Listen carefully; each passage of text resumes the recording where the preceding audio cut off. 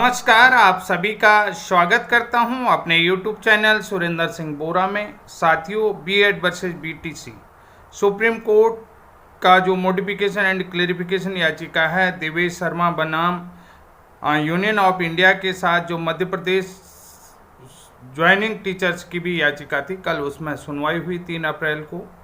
तो इसको लेकर के जो भी अपडेट मैंने अपने YouTube चैनल के माध्यम से आप सभी साथियों तक पहुंचाया था, सभी मित्रों तक पहुंचाया था, चाहे वो बीटीसी वाले हों या बीएड वाले हों, डीएड वाले हों या डीएलएड वाले हों या एनआईओएस डीएलएड वाले।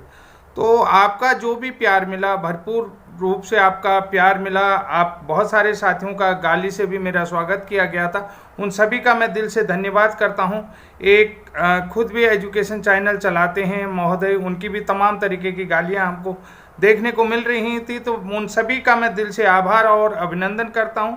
और मैं ईश्वर से प्रार्थना करूंगा कि उनको इसी तरीके की सद्बुद्धि जो इनकी बनी हुई है उसको बरकरार रखे, और अच्छे मित्रों के लिए भी मैं दुआएं करूंगा कि जो भी उनकी परेशानी है वो परेशानी सॉल्व हो, निश्चित रूप से होगी। और निश्चित रूप से क्योंकि मैं खुद बीएड वाला हूं तो मैं जाहिर सी बात है बीएड का ही पक्ष लूंगा, और क्योंकि डीएलएड वालों का मेरे साथ किसी भी प्रकार का कंसर्निंग नहीं होता है ज़्यादातर मामले में। तो जो भी मैटर होता है, जहाँ पर भी आर्गूमेंट होता है कि जो खुद पक्ष पीड़ित होगा तो पीड़ित पक्षी का ही बात करेगा, ये बात मैं स्पष्ट रूप से कह दूंगा कि जो लोग मुझे गाली, लेकिन मैं निस्वार्थ रूप से वीडियो बनाता हूं कि कभी भी बीएड वाले भी देखते होंगे कि आज ये बीएड के अगेंस्ट कैसे गया। जहां पर कमजोर पॉइंट रहता है, मैं केवल चाहे वो डीएलएड का हो, एनआईओएस डीएलएड का हो, उनको जरूर उस पॉइंट से अवगत करवाता हूँ कि रियल और ऑथेंटिक जो पॉइंट होते हैं उसी पॉइंट पे मैं हमेशा बात करता हूँ, और उसी को लेकर के आर्गूमेंट। यहाँ पर किसी भी प्रकार का भेदभाव नहीं होता है। मैं बीएड वाला जरूर हूँ, लेकिन मेरा किसी भी प्रकार से जो पॉइंट होते हैं, जस्टिस होता है, जिस तरीके से ऑर्डर होता है, तो उस ऑर्डर पर जरूर बात करता हूँ। तो मैं आज बात कर लेता हूँ।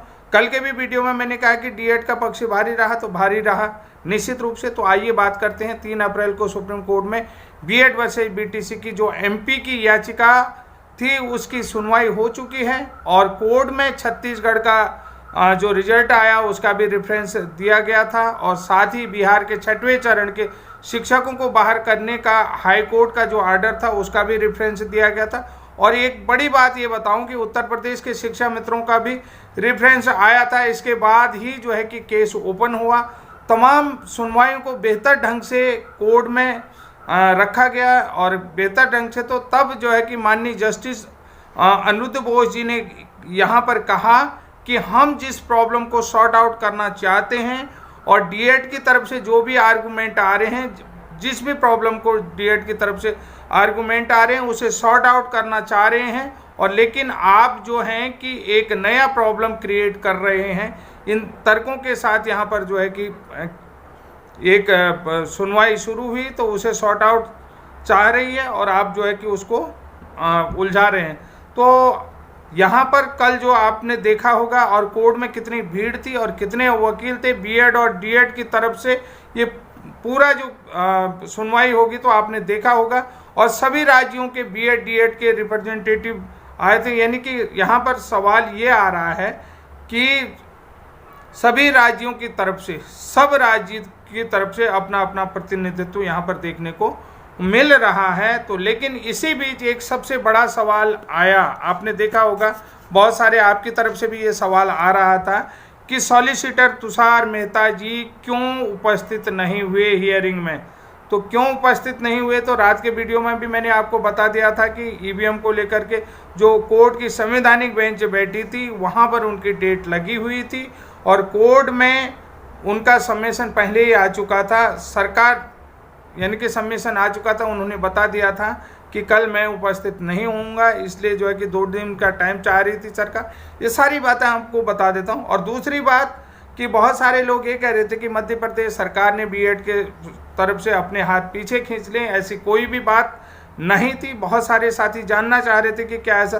तो देखिए, एक चीज़ और बता देता हूं कि जब भी सरकार की तरफ से कोर्ट में कोई भी डेट लगी होती है, ऐसी स्थिति में देखिए कहीं भी सरकार की तरफ से अगर डेट लगी होती है तो ऐसी स्थिति में सॉलिसिटर जनरल की उपस्थिति जरूरी हो जाती है और सॉलिसिटर जनरल को उपस्थित जरूर होना पड़ता है, क्योंकि डेट लगी थी सरकार की तरफ से। इसलिए जो है कि सॉलिसिटर जनरल ने कल अपनी अनुपस्थिति का प्रार्थना पत्र कोर्ट पे दिया था, एप्लीकेशन वहां पर दिया था। ये चीज़ें सबमिशन जो भी था उनका आ चुका था, नहीं उपस्थित था, क्योंकि संवैधानिक बेंच बैठी हुई थी, कॉन्स्टिट्यूशनल बेंच वहाँ पर बैठी हुई थी। कॉन्स्टिट्यूशनल बेंच में तमाम तरीके की सरकार की तरफ से भी सुनवाइयाँ करवाई जाती हैं, तो इसलिए जो है कि सॉलिसिटर जनरल नहीं है। अब जो दूसरा पक्ष मैं आपको बता रहा हूँ कि जब भी सरकार की तरफ से कोई भी केस अगर सुप्रीम कोर्ट में गया है तो वहाँ से सॉलिसिटर जनरल का उपस्थित होना अनिवार्य हो जाता है। इस बात को भी आपको समझना होगा। देखिए कल जो कोर्ट में हियरिंग हुई तो वहाँ पर सुनवाई क्या हुई, तो देखिए सबसे पहले बात बता रहा हूँ, मीनाक्षी अरोड़ा जी ने अपना पक्ष रखा। उन्होंने कहा कि हर राज्य से बीएड को बाहर किया जा रहा है, यानी कि बीएड को 1 से 5 तक हर राज्य में जो है कि पढ़ाने से बाहर किया जा रहा है, क्योंकि बीएड एक क्वालिफिकेशन नहीं है। बीएड जो है कि कक्षा 1 से 5 तक पढ़ाने के क्वालिफिकेशन नहीं है, और बीएड के पास एजुकेशन, बीएड एक एजुकेशन ही नहीं है। बीएड के पास 1 से 5 तक पढ़ाने के लिए एजुकेशन ही नहीं है। बीएड एलिजिबिलिटी यानी कि एलिजिबल नहीं है, यानी कि बीएड के पास एलिजिबिलिटी क्राइटेरिया नहीं है। कब से? सुप्रीम कोर्ट के जो 11/8/2023 के फैसले के बाद।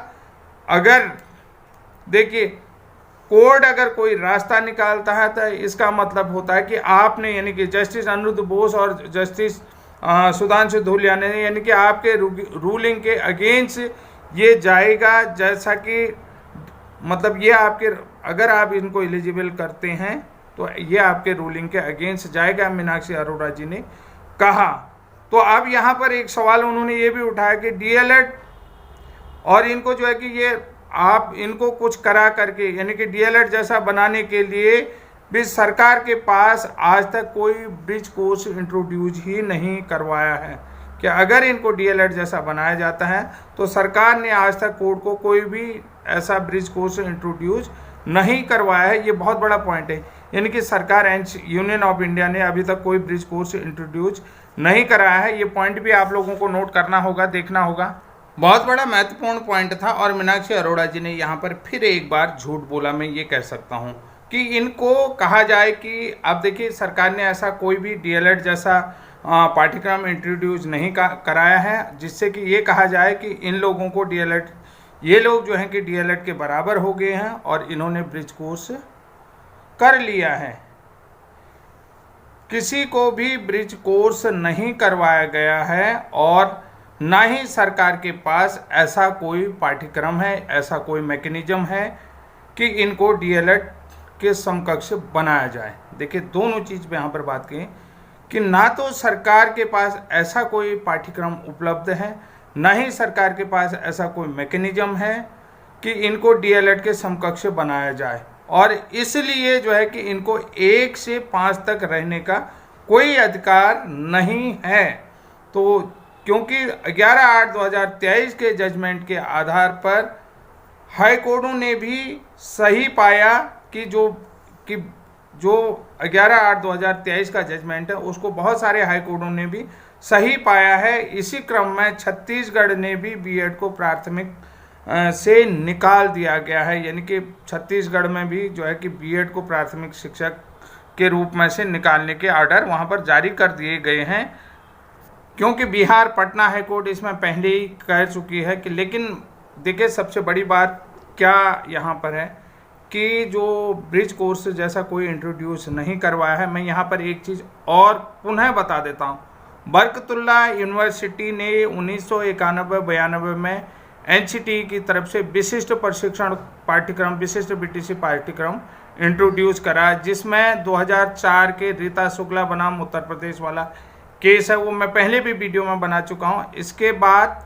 और विशिष्ट बीटीसी प्रोग्राम, विशिष्ट डीएलएड प्रोग्राम 23/8/2010 के एनसीटी के गजट में भी इसको शामिल किया गया है। और बहुत सारी जानकारियां मैं आपको बता देता हूं कि आज मगन ट्यूटोरियल में भी ब्रिज कोर्स को लेकर के बहुत सारी बातें कही जाएंगी, जहां तक है कि वो एक नया वीडियो लेके आएंगे ब्रिज कोर्स को रिलेटेड, तो ब्रिज कोर्स के संबंध में उनके मगन ट्यूटोरियल में भी हो सकता है। मैंने उनसे कहा था कि सर अगर आपको ऐसा टाइम मिले कि मुझे ब्रिज कोर्स के संबंध में अगर आप बात करवाना चाहते हैं फेस टू फेस, एक बार बात हो जाए तो बहुत अच्छा रहेगा। और ब्रिज कोर्स के संबंध में जितने भी मेरे पास ऑथेंटिक जानकारी है, ऑथेंटिक जितने भी दस्तावेज हैं, मैं उनको भी उपलब्ध करा चुका हूं। आप अपने वीडियो के माध्यम से बता सकते हैं। और बरकतुल्लाह यूनिवर्सिटी और रीता शुक्ला बनाम उत्तर प्रदेश वाले केस की भी डिटेल दे चुका हूँ।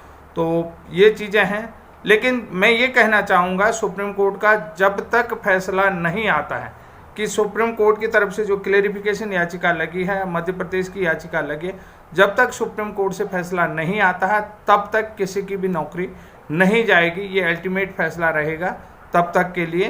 तो बीएड की तरफ से देखिए, अब यहाँ पर बीएड की तरफ से पटवालिया जी ने भी बहस शुरू की। उन्होंने कहा कि इसमें बच्चों की क्या गलती है। देखिए बच्चों की क्या गलती है, इसमें तो संस्था की गलती है। इनकी नियुक्ति अपने मन से तो हुई नहीं है। देखिए बीएड के एडवोकेट पीएस पटवालिया जी हैं, पूर्व जज हैं, तो उन्होंने कहा कि इसमें बच्चों की क्या गलती है, इसमें तो संस्था की गलती है, एनसीटी की गलती है। इनकी नियुक्ति अपने मन से तो हुई नहीं है। एनसीटी द्वारा गाइडलाइन जारी की गई, उसके तहत इनको नौकरी मिली है और अब ये नौकरी कर रहे हैं। और आपने जजमेंट, जो आपका जो जजमेंट है, आपके जजमेंट से पहले से कर रहे हैं। अब सवाल इस केस में ये नहीं है कि बीएड को निकाला जाए या बीएड को रखा जाए, यानी कि बीएड को निकाला जाए या बीएड को नहीं निकाला जाए। सवाल ये है, सवाल ये बिल्कुल भी नहीं है बीएड को कब से निकाला जाए। और आपका जजमेंट जो 11 अगस्त को है, क्या इससे पहले जितने टीचर नियुक्त हैं उन सबको निकाला जाए, उन सबको बाहर किया जाए, या आपका जजमेंट रेट्रोस्पेक्टिव लागू होगा या प्रोस्पेक्टिव लागू होगा। तो ये सरकार को देखना है। यहाँ पर सरकार की गलती है, बच्चों की कोई भी गलती नहीं है। तो जिस केस को आप सब्जेक्ट टू आउटकम कह रहे हैं, तो यहाँ पर बहुत सारे लोग जिस केस को सब्जेक्ट टू आउटकम कर रहे हैं, लेकिन अब वो जो सब्जेक्ट टू आउटकम वाला केस है उसमें बच्चे नौकरी कर रहे हैं।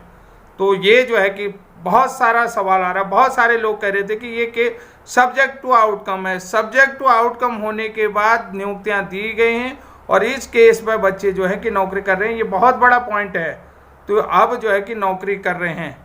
तो यहाँ पर देखिए सरकार से कोर्ट ने कहा कि सरकार से डेटा मांगा है, तो यहाँ पर स्टेट से डेटा मांगा है, सेंट्रल से डेटा मांगा है। सेंट्रल का जो प्रतिनिधित्व कर रहे हैं सुप्रीम कोर्ट में सॉलिसिटर जनरल तुषार मेहता जी कर रहे हैं। अब देखिए कोर्ट बार बार ये चीज कह रही है कि क्या कोई ऐसा कोर्स है कि जिससे इनको डीएलएड के समकक्ष बनाया जाए या बनाया जा सकता है, यानी कि कोई ऐसा कोर्स है, प्रशिक्षण करवाया जा सकता है कि जिससे इन्हें डीएलएड के समान योग्य बनाया जाए, जिनको ये 1 से 5 तक पढ़ाने के लिए इनको योग्य बनाया जाए। यानी कि कोर्ट बार बार बीएड के पक्ष में है। इस बात को मैं स्पष्ट कर देता हूं, कोर्ट बार बार ये पूछ रही है कि क्या कोई ऐसा कोर्स है। तो कुल मिलाकर के हम लोगों ने भी जो है कि सॉलिसिटर जनरल तुषार मेहता जी को रजिस्टर्ड ढंग से बहुत सारे डॉक्यूमेंट भेजे हुए, सुप्रीम कोर्ट को भी हमने डॉक्यूमेंट भेजे थे, रजिस्ट्रार जनरल को भेजे हुए थे, बहुत सारे जो है कि ईमेल के तरफ से ब्रिज कोर्स के प्रूफ देखे होंगे। कल की हियरिंग में आपने देखा होगा कि उन्होंने कहा ब्रिज कोर्स इज वैलिड। दोनों जजेज आपस में बातचीत कर रहे थे, तो हम लोगों ने कि रजिस्ट्रार को ईमेल करे हुए थे कि ब्रिज कोर्स से संबंधित जितने भी डॉक्यूमेंट थे, सारे डॉक्यूमेंट सुप्रीम कोर्ट के ईमेल एड्रेस पे भी ईमेल करे हुए थे। ये चीज़ आप लोगों को देखने को मिला होगा, क्योंकि हमने वहाँ पर केस डायरी नंबर 4303 उस केस के रिगार्डिंग ये डाला हुआ था। बहुत सारे उत्तराखंड के बच्चे थे, छत्तीसगढ़ के हिमाचल के बच्चे थे, और बहुत उत्तर प्रदेश के थे, उत्तराखंड, हिमाचल, पंजाब, ये बहुत सारे बच्चों ने ईमेल करे हुए, राजस्थान के बच्चों ने करे कि सुप्रीम कोर्ट के वेबसाइट में। तो इसलिए आप लोगों ने देखा होगा कि ऑलरेडी माननीय जजों के पास रजिस्ट्रार सुप्रीम कोर्ट की तरफ से ये सूचना मिल गई थी कि ब्रिज कोर्स एनसीटी की तरफ से करवाया गया है। तो ये हम लोगों की तरफ से पहले ही मेल भेज दिए गए थे, और जो है कि फिजिकली रूप से रजिस्टर्ड ढंग से तुषार मेहता जी को भी ब्रिज कोर्स से संबंधित जानकारी जो है कि भेजी गई थी। अब बहुत सारे लोग कह रहे थे कि तुषार मेहता जी उपस्थित नहीं होंगे। जहां पर भी सरकारी केस होता है तो वहां पर सॉलिसिटर जनरल अगर एक बार उपस्थित हुए हैं तो उनको उपस्थित होना पड़ेगा। ये बात भी आपको बताता हूँ। बहुत सारे लोगों का सवाल था कि मध्य प्रदेश सरकार ने बीएड के साथ अपने हाथ पीछे खींच लिए। ऐसा बिल्कुल नहीं है। आप लोगों के कोड आप लोगों के बीएड के पक्ष में दिख रही है और बीएड के पक्ष में तो कोई ऐसा ब्रिज कोर्स है कि जिससे इनको डीएलएड के समान योग्य बनाया जा सकता है। तो इसलिए जो है कि आपको सारे दस्तावेज जो हैं कि जिन डेटा मांगा है उन डेटा को प्रस्तुत करने के लिए कोर्ट की तरफ से फिर से बीएड को 4 दिन का समय दिया गया है। 4 दिन का समय बहुत होता है। 4 दिन के समय में राज्य के डेटा और स्टेट के सेंट्रल के डाटा यानी कि जितने केंद्रीय विद्यालय केंद्रीय का डाटा और स्टेट के डेटा जो है कि उपस्थित हो जाने चाहिए। और निश्चित रूप से कि एक अच्छी पहल हो रही है, एक अच्छी तरफ ये केस जा रहा है। रुझान जो भी हो जैसा भी हो, लेकिन कुल मिलाकर के कोर्ट जो है कि बीएड नियुक्त शिक्षकों के पक्ष में दिख रही है। और जिन लोगों ने ब्रिज कोर्स किया है निश्चित रूप से किसी भी राज्य के हों जिनकी ज्वाइनिंग नहीं हुई है तो उन लोगों के लिए कुछ न कुछ अच्छी न्यूज़ यहाँ पर निकल करके आ सकती है। ये मैं वीडियो के माध्यम से बता रहा हूँ। और बहुत सारे साथी जो मुझे निगलेक्ट कर रहे थे, डिनाई कर रहे थे, जो लोग मुझे गाली दे रहे थे, उन लोगों के लिए एक तरीके से ये आज का वीडियो कुल मिला करके उनको ये बताने के लिए काफ़ी होगा कि जिन बातों को आप कर रहे हैं, जिन बातों को आप वो अर्थहीन बातें हैं। अर्थहीन बातों का मतलब कुछ नहीं होता, यानी कि वो जीरो होती हैं तो जीरो ही रहेंगी, उनका कोई मतलब नहीं होता। क्योंकि हम जो एथेंटिक डॉक्यूमेंट जिसको लेकर के आप कह रहे थे कि ऑलरेडी सुप्रीम कोर्ट को उपलब्ध कराए थे, जब भी अगर कैसे उपलब्ध कराए हैं ये हम आपको भी बता देते हैं कि जब आपके केस का ऑर्डर आता था उसके लास्ट में जो है कि सुप्रीम कोर्ट का ईमेल होता है जहाँ पर रजिस्ट्रार का लिखा हुआ होता है। उस ईमेल एड्रेस में हमने सारी चीज़ें ईमेल करी हुई हैं ऑलरेडी, उसका सब कुछ निकाल लिया होगा। तुषार मेहता जी को रजिस्टर्ड डाक से भेजे हुए हैं। तो आज के लिए इतना ही, तब तक के लिए जय हिंद, जय उत्तराखंड।